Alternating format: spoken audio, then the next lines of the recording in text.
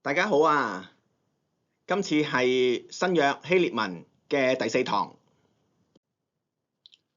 Shalom， 主裏邊平安。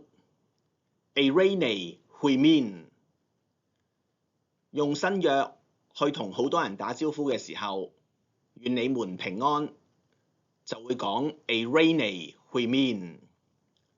新約出現咗好幾次嘅，所以下次我喺台上去做主席或者講道，我會講 Eirene Huimin。Eirene Soi， 當我同一個人打招呼問佢平安嘅時候，願你平安，就會講 Eirene Soi。約翰三書出現過一次，就係約翰同教會嘅領袖該猶去打招呼啦。咁上堂嘅時候都講過 Soi 就係to you 一個 dative 給你傳去俾你嘅意思。所以我同個別一個人去打招呼嘅時候，就係 Eirene Soi。希伯來書4章有一句好出名嘅説話：上帝嘅道係活潑嘅，有功效嘅。上帝嘅道原文係 ho logos to theou。咁呢度問你啦 ，to theou 係屬於乜嘢 case？大家學過4個 case 嘅乜嘢 case？ 同 ho logos 有咩關係？冇錯啦，佢係屬於 genitive。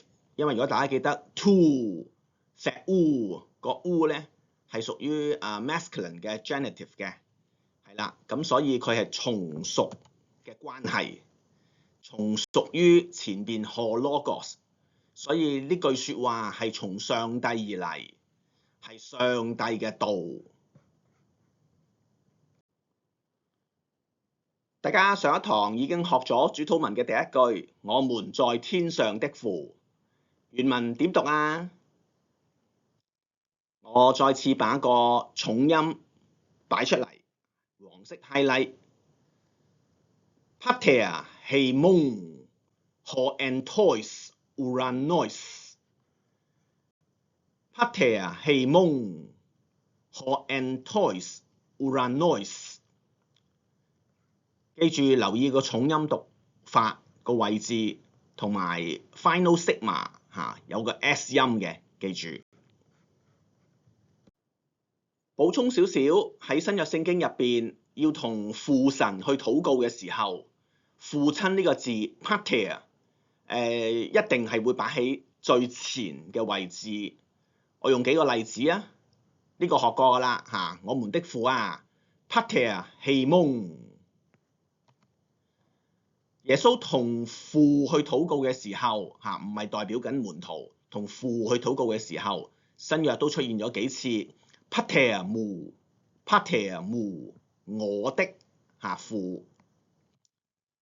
財主拉撒路入邊嗰個比喻就主角同我祖亞伯拉罕禱告嘅時候，就係 Pater Abraham，Pater Abraham。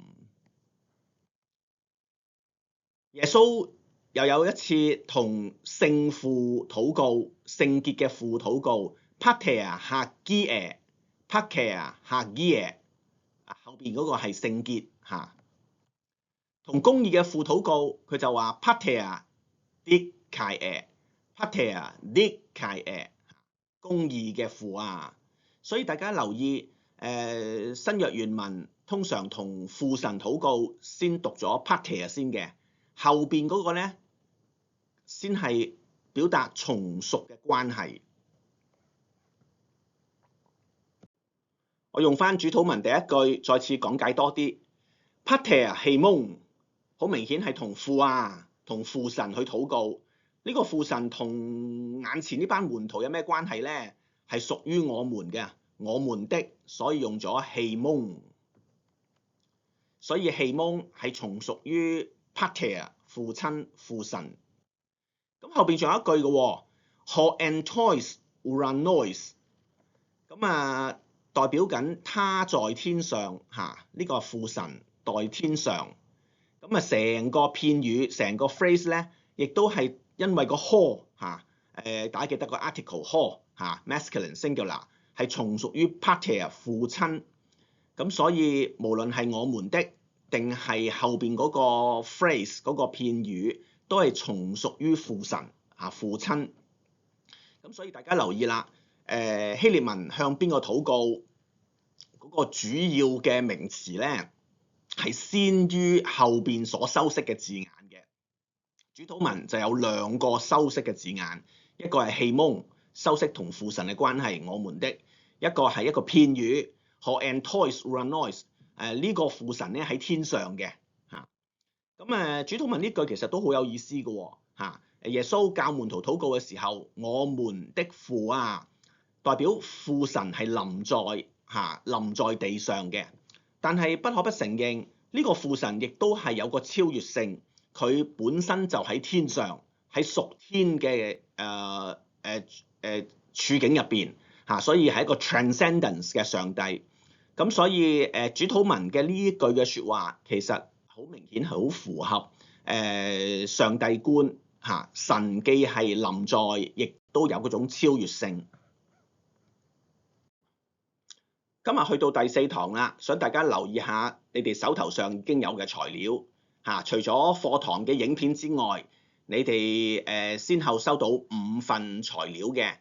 頭嗰3份都係好基本希臘文嘅 alphabet 啦、字母啦，同埋好重要嘅 article 冠詞，都係攞嚟俾大家認嘅。最新嗰2份咧就包括希臘文嘅介詞表咁上堂嘅時候都簡單講解過㗎啦。主禱文入邊都有幾個咁上一堂都影片入邊有講，俾呢個介詞表 preposition 俾大家，係好想大家掌握原來某啲介詞雖然個字眼好細，但係咧佢跟住後邊嘅可能係 genitive， 可能係 dative，可能係 accusative， 係有意思嘅有唔同嘅解釋，亦都有類似嘅解釋。咁所以大家攞嚟係對照認就得㗎啦。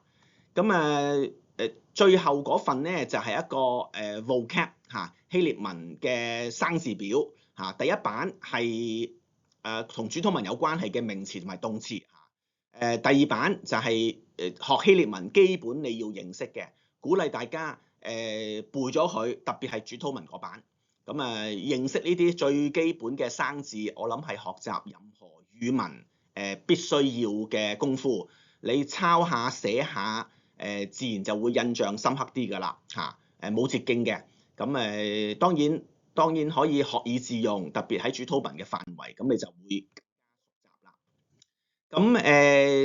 咁成功嘅關鍵冇捷徑㗎，一定係同識讀、識寫、識分、識認有關係嘅。咁所以生字表期望大家盡量起碼第一版都抄下背下，識得寫，咁自不然你就會認到你識讀咧就好容易，又會幫你去進入主禱文嘅。咁第二版嘅生字表若是你時間許可，你咪又再去當操練咯，係一個練習嚟嘅。新約嘅書信都好多問安語我用一個簡單嘅例子喺以弗所書，保羅問以弗所教會嘅人安，佢就話咗：願恩惠平安從上帝我們的父和主耶穌基督歸於你們。聽落去個中文咧就好似歸於，就好似個動詞咁嗬，但原文冇動詞喎。我哋睇下佢個 syntax， 睇下佢句子charis huimin 願恩惠、願恩典臨到你們，願你們得着恩典。有啲似我哋學嘅 eirene huimin 咁樣。咁原來講咗恩惠俾你哋之後咧，希臘文先係 kai 即係及啦 eirene 大家學過㗎啦。所以成第一句片語咧就係已經係願恩惠同埋平安臨到你哋啦。跟住之後先講呢個恩惠 charis 同埋 eirene 喺邊度嚟？apo theou 大家應該識㗎啦from 上帝一個介詞 apo 後邊跟一個 genitive。咁呢個父神係點patros 希蒙係屬於我們嘅父嘅。咁進一步仲有係 Kyriou Iesou Christou 你見到全部都係 u 尾你心水清就知道一定係 genitive 啦。咁所以恩惠同埋平安既係從父神而嚟，亦都係從主耶穌基督而嚟。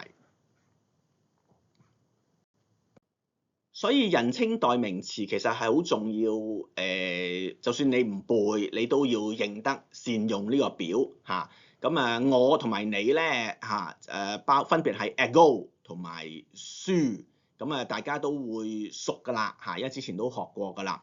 咁至於佢嘅 genitive、dative、accusative 嘅變化咧就如下啦。咁所以你見到 genitive 嚇 mu 同埋 su 嚇，咁dative 就係 moi 同埋 soi 嚇。有個 iota 嘅，accusative 就咩同埋 se 嚇，咁暫時你少見嘅，遲啲會見得多啲㗎啦。咁另外我們嚇同埋你們咧 he mays 同埋 we mays 嚇，大家上兩堂都學過㗎啦嚇。我用呢個歸納咗個表俾大家認一認識。至於喺聖誕節期，大家都會講啦，或者聽到路加福音2章14節，在至高之處，榮耀歸於上帝嚇，呢句從天使天兵而嚟嘅宣告嚇，亦都係一個祝福語。咁我大家望下個希臘文啦嚇 ，doxa en hypsistos Theou， 在地上平安歸於他所喜悅的人係點啊 ？Kai epiges eirene en anthropos Eudokias。咁大家見到doxa 就係榮耀 eirene 就係平安，大家學過嘅。咁喺邊度咧？係至高之處 en hypsistos。咁就嚇 en 就通常係講緊 in 啊，喺邊度啊？喺一個最高嘅地方嚇。咁在地上咧 epiges 嚇。咁所以如果你對應翻個介詞表咧 en 同跟一個 dative epi 呢度跟一個 accusative， 咁大家就會見到係一個唔同嘅空間啊。咁另外大家要留意榮耀同埋平安係分別歸俾邊個啊？歸俾 Theou 嚇 Theou 你可能都估到係神嗰個字 Theos 嗰個字。咁但係 omega iota 即係呢個 subscript 呢個後尾呢個變化，同埋an anthropos 嚇後邊ois 嚇，咁究竟係屬於乜嘢嘅 case 咧？咁梗係 dative 啦。咁大家對應翻呢個冠詞表，你就會熟啲啦。兩個生字嚇 Theos 同埋 anthropos， 大家都學過㗎啦。咁Theos 如果你見到個 dative article 係點解咁有用咧？佢原來個 dative 係to 嚇，咁個 plural 咧係 toys。大家有冇諗起頭先嗰個兩個生字啊 ？Theou 同埋 anthropos， 咁就分別個尾都係同個 article 一樣嘅嚇。咁所以當你認得到個 article 嚇喺 masculine 呢啲生字，咁你就好容易估到頭先 Theou 同埋眾人嚇，咁都分別係 dative 嚟嘅。正如上一堂講，除咗教大家讀同埋寫之外，好想俾大家認識希臘文嘅語境啊嚇，呢啲句法，呢啲 basic 嘅 rules 嚇 syntax。當你知道規係攞嚟畫圓形，舉係攞嚟畫橫線直線，你就類同咁樣去掌握希臘文啦嚇。所以大家慢慢去認識呢啲規矩，呢啲句法。係幫助我哋有陣時估到希臘文點樣你估到6、7成咧，已經係一個非常之好嘅開始㗎啦。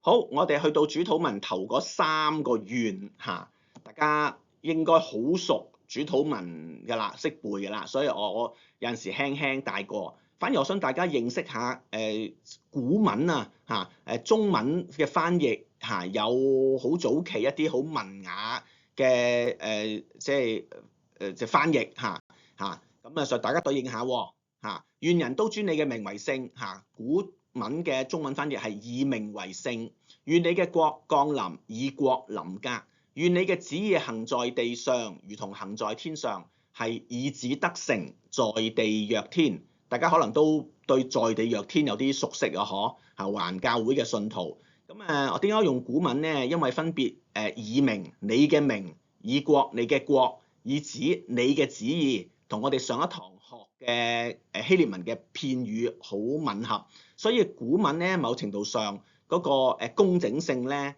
係似希臘文㗎。所以我嚟緊講解呢3個縣嘅時候，我會用呢個古文去做一個示範。第一個縣係以名為姓，希臘文係咁樣嘅。嗱，個重音喺個非度，非度。咁呢個第一個字比較長，所以我就分埋音節啦。Hagiasthetou後邊 to onomasou， 大家學過㗎啦，你的名嚇。古文係以名嚇，你的名。而第一個係一個動詞，我用紅色線間住嚇。Hagiasthetou to onomasou， 咁個動詞係嚟自分別為姓 hagiazo 嗰個動詞嘅，大家過去都學過㗎啦嚇，喺個生字表都見過㗎。咁咧通常我都會分析埋呢個字嚇，佢係 imperative 嚇，我會用簡寫嚇命令式。中間嗰兩個暫時大家唔使理住先嚇，佢係 third singular 第三人稱嘅單數嚇。咁你撳 Blue Letter Bible， 你都會見到呢啲咁嘅我哋叫 parsing 啊嚇，解釋呢個動詞佢嘅意思嚇。咁所以第一句縣係 Hagiasthetou to onomasou 嚇，你嘅名嚇，主嘅名要被分別為姓嚇。咁當然啦，我哋讀原文，我哋都要思考我哋點樣先可以把主嘅名分別為姓咧，尊為大，我諗係首要。保羅喺腓立比書講過嚇，無論係生係死嚇，基督徒都要叫基督在身上照常顯大嚇，咁所以尊主為大嘅生活就係我哋活出以名為姓嘅生活啦。我讀多次 Hagiasthetou to onomasou。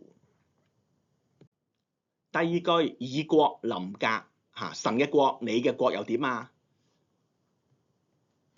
原文係咁樣嘅，重音喺 the 嚇，所以係 elthetou he basileiasou 嚇，後邊嗰個片語你嘅國大家學過㗎啦。動詞係第一個生字嚇，嚟自 ekomai 來臨來到，大家學過嘅。佢本身係 imperative， 亦都係 third singular 嚇。咁再讀一次 elthetou he basileiasou elthetou he basileiasou。咁就而神嘅國降臨，代表緊願上帝願你執掌王權。咁我哋點可以配合上帝執掌王權啊？咁我諗我就會用啟示錄去做一個示範啦。啟示錄有好幾句説話都講到神要作王，要作王，嗬。咁大家可以停一停個影片，慢慢讀呢3節經文。我想用19章6節嚇哈利路亞去講啦，因為主我們的上帝作王了。原文係咁嘅嚇，大家唔好擔心嚇，大家其實識地嘅嚇。第一個字哈利路亞嚇，咁好明顯就係哈利路亞嘅希臘文翻譯啦。Hoti 大家學過㗎啦嚇，Basileiousen 嚇，咁就呢個係一個動詞，我用紅色代表動詞嚇，嚟自 Basileou 作王。邊個作王啊？後邊有個主詞啊，大家學過呢幾個字㗎啦。Kyrios、Hotheos、Hemon 嚇，係主上帝，仲要係我們的上帝嚇。Hemon 大家學過㗎啦。所以原來係主我們的上帝作王了嚇。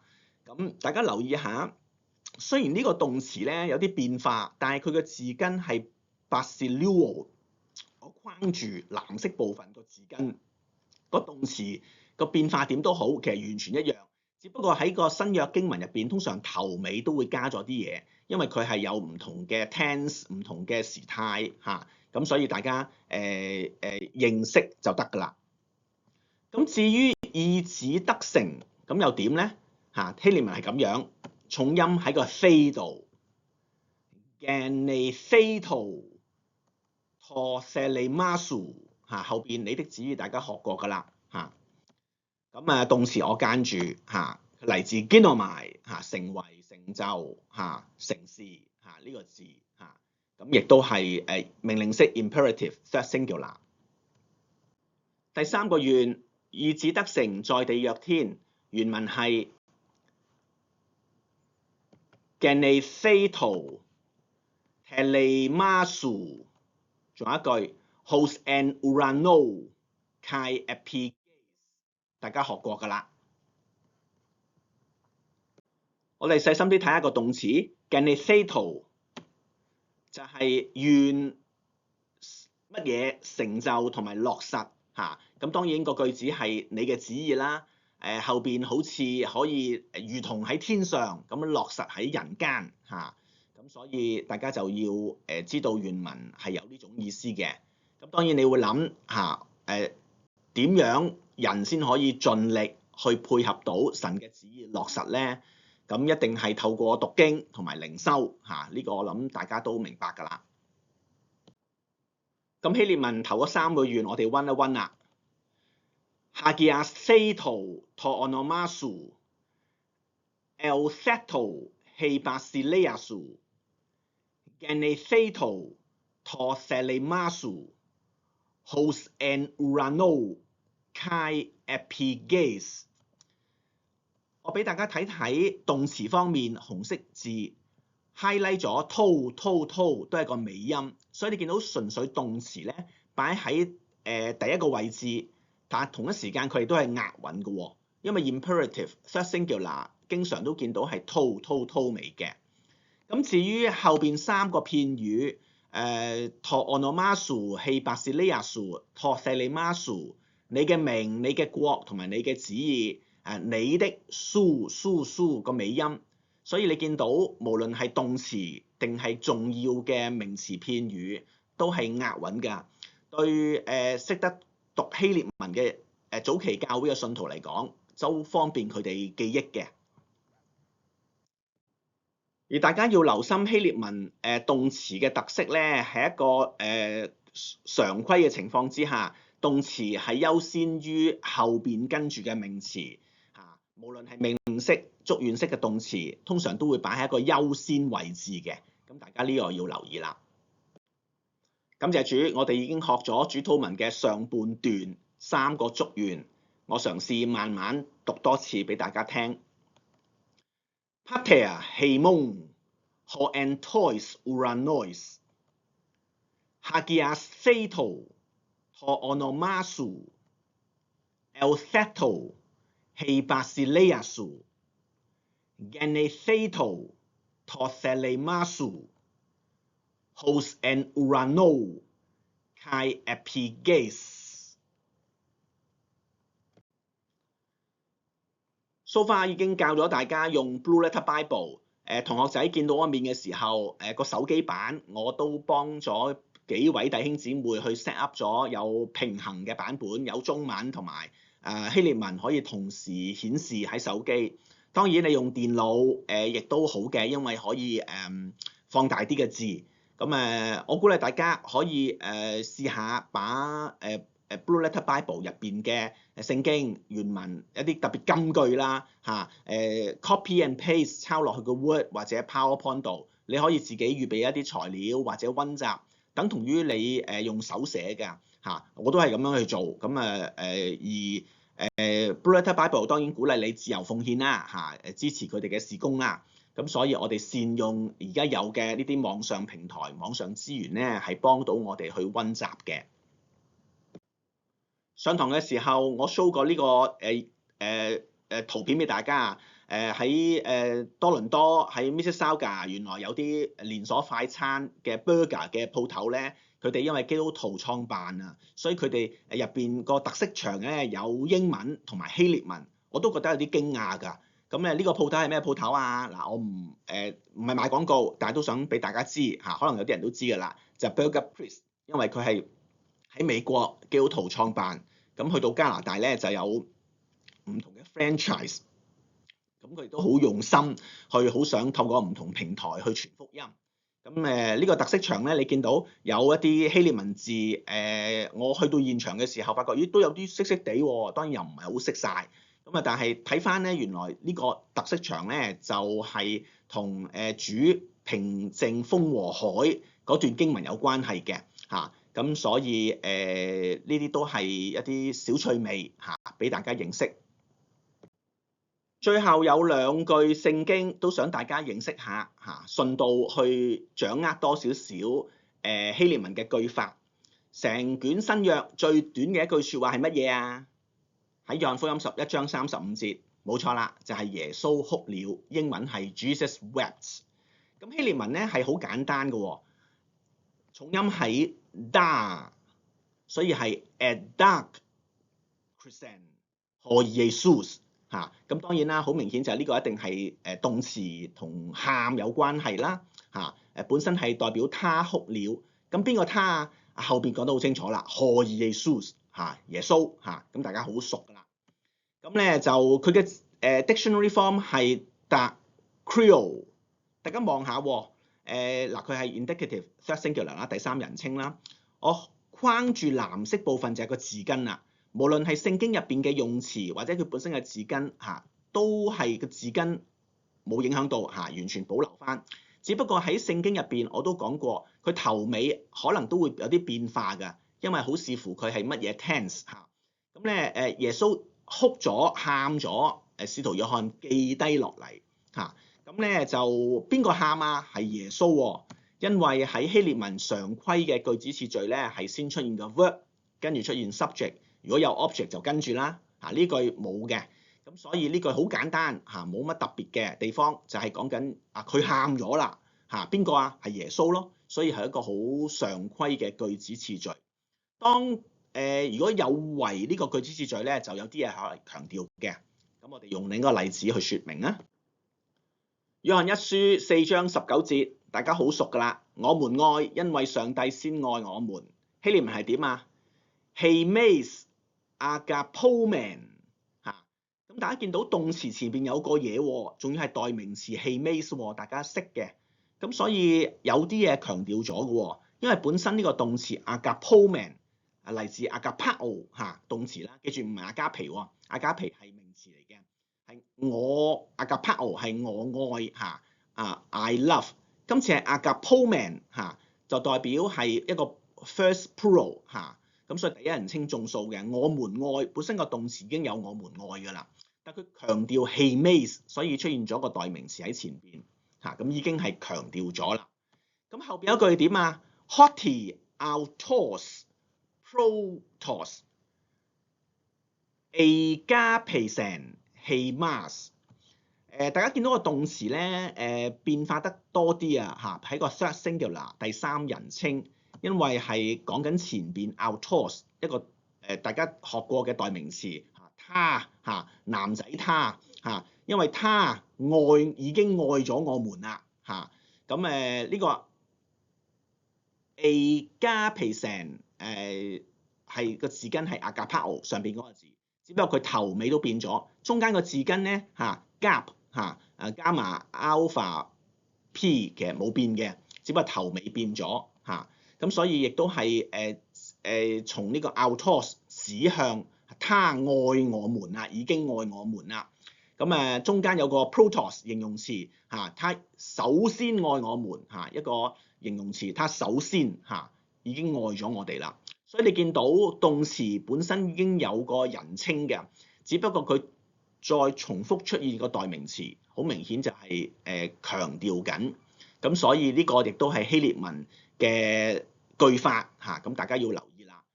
當動詞之前出現啲字咧，都幾大可能係有啲強調嘅味道啦。